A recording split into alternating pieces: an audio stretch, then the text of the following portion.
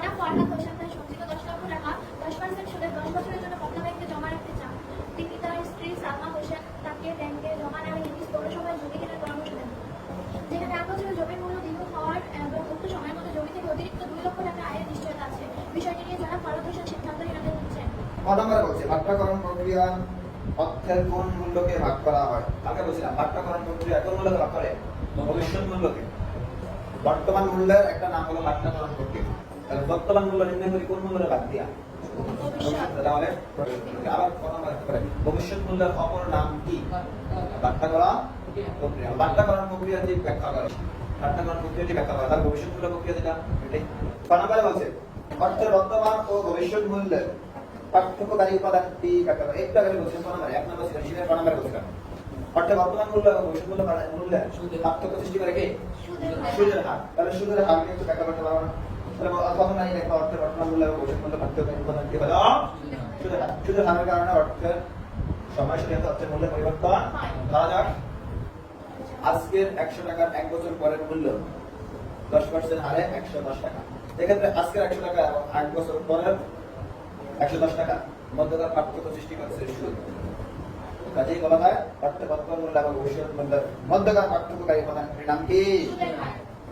গণবার বলছে পদ্মা ব্যাংকের শর্তানুযায়ী জনাব ফরহাদ হোসেনের অর্থের ভবিষ্যৎ মূল্য নির্ণয়। গণবার বলছে পদ্মা ব্যাংকের শর্তানুযায়ী জনাব ফরহাদ হোসেনের অর্থের ভবিষ্যৎ মূল্য নির্ণয়। পদ্মা ব্যাংকের কি বলছিল? তাহলে এখন গণবার উত্তর দেখি পদ্মা ব্যাংকের ভবিষ্যৎ মূল্য নির্ণয় করা হলো। এখানে পদ্মা ব্যাংক এখানে কি দিছে? পদ্মা ব্যাংক বলছিল বর্তমান মূল্য 10 লক্ষ সুদের হার 10%। 10% কে 100 দিয়ে ভাগ দিলে বয়ান 100 না কেমন?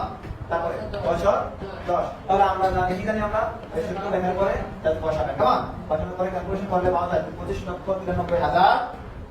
শেষে সুতরাং লিখে দিলাম পদ্মা ব্যাংকে হতে প্রাপ্ত টাকার পরিমাণ 25,93,000 টাকা। আমরা বলছি বিনিয়োগের জন্য জনাব ফরহাদ হোসেনের কোন ক্ষেত্রটি বাছাই করা উচিত? ক্ষেত্র আছে দুইটা, একটা হচ্ছে সঞ্চিত অর্থনীতি পদ্মা ব্যাংকে জমা রাখা, আরেকটা বলছে জমি ক্রয় করা। দেখেন এটাও আবার দুইভাবে করা যায়। আমরা গণনা যখন করছিলাম তখন পদ্মা ব্যাংকের মূল্য করছিলাম কয় বছরের টাকা? 6 বছরে 10 বছরে।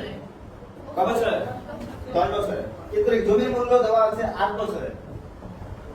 তাহলে 10 বছরের টাকা 8 বছরের টাকার সাথে তুলনা হয় করতে হবে 8 বছরে।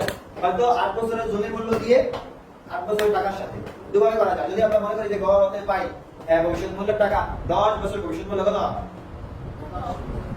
25,93,000 টাকা। এমন না? তো আমরা যদি দেখি যে গড় হতে পাই 10 বছর ভবিষ্যৎ মূল্য 25,93,000 টাকা, তাহলে লিখতে হবে কেমন? পরবর্তী লিখতে হবে যে জমি হবে 8 বছরে কত লাখ? 20 লক্ষ যোগ 20 লক্ষ যোগ অতিরিক্ত 2 লক্ষ। বলছে 8 বছরে টাকা আছে 10 লক্ষ টাকা, বলছে 8 বছরে হবে দ্বিগুণ। 8 বছরে দ্বিগুণ হলে কত টাকা? 20 লক্ষ। বলছে তারপরেও আরো 2 লক্ষ টাকা অতিরিক্ত, তাহলে 20 লক্ষ আর 2 লক্ষ কত হয়? 22 লক্ষ। তাহলে 8 বছরে তিনি লাভ পাবে 22 লক্ষ। এই 22 লক্ষ টাকার আবার ভবিষ্যৎ মূল্য 10% হার দিয়ে যোগ করলে পাওয়া যাবে 10 বছরের ভবিষ্যৎ মূল্য। তখন গণনার সাথে তুলনা হবে। আর যদি এরকম না করেন দ্বিতীয় দেখেন দ্বিতীয় স্টেজে গেলে আমরা তখন বলছিলাম 10 বছরের ভবিষ্যৎ মূল্য, এখন কত কয় বছরে? 8 বছরে। তাহলে সব ঠিক থাকবে, শুধু এর জায়গায় 8।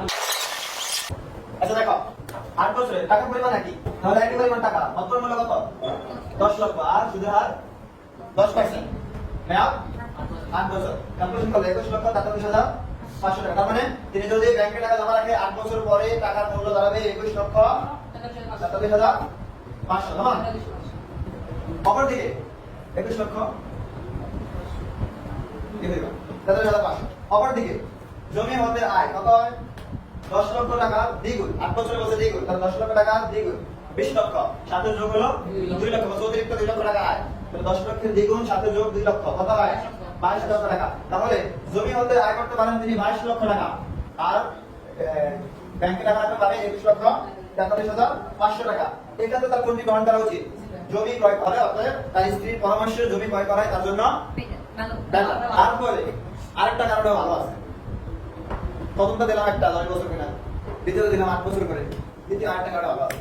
কারণ হলো যদি এই পরামর্শ জমি কিনা কি ঠকেও সংসারে তারপর কোন একটা কোনো ঝামেলা হবে না। আর যদি ব্যাংকে যাওয়া ঠকে তাহলে প্রত্যেক রাতে একটা রেভিশন দিতে হবে।